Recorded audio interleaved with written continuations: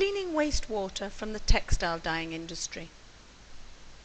It has been found that bioorganic substances, isolated from biomass residues as shown previously, can help neutralize polluting industrial effluents by means of photodegradation.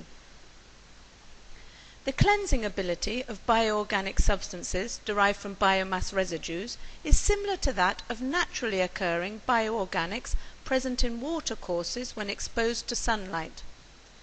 This video shows how these cleansing properties can be efficiently applied to produce photodegradation of the type of wastewater produced by industrial textile dyeing.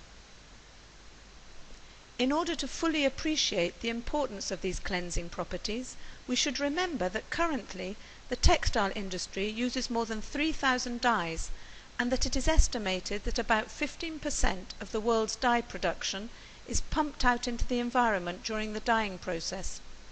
This poses the problem of finding effective ways of removing these pollutants from industrial waste or from polluted watercourses. The video shows coloured solutions of red and blue dyes used to simulate wastewater from textile dyeing processes. That is to say, discarded water containing dye not absorbed by the cloth.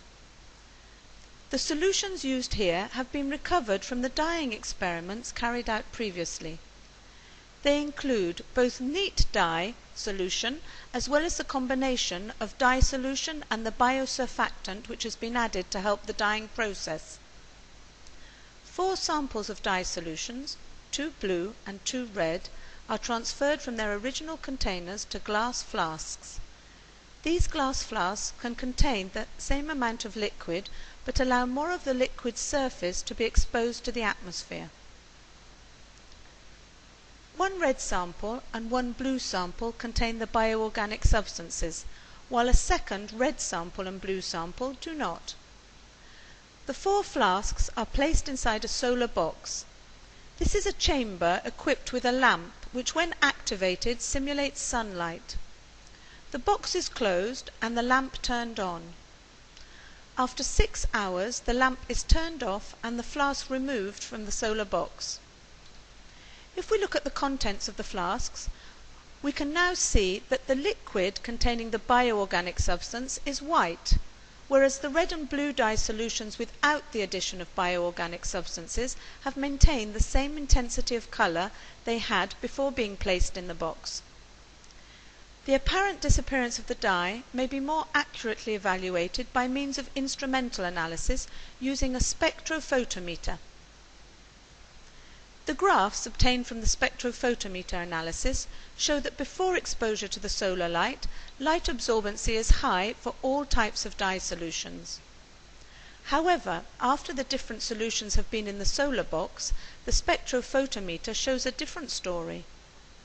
For the solutions containing dye and no bioorganic surfactant, the light absorption rate after exposure to solar light remains high, hence the intensity of colour.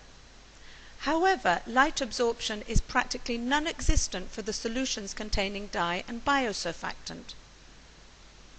The results of the photodegradation experiment, coupled with the successful performance of the same bioorganic substances as an auxiliary for the dyeing process itself, provide convincing evidence that bioorganic substances isolated from biomass residues may be used in the textile industry to obtain good quality products and at the same time readily cleanable effluents.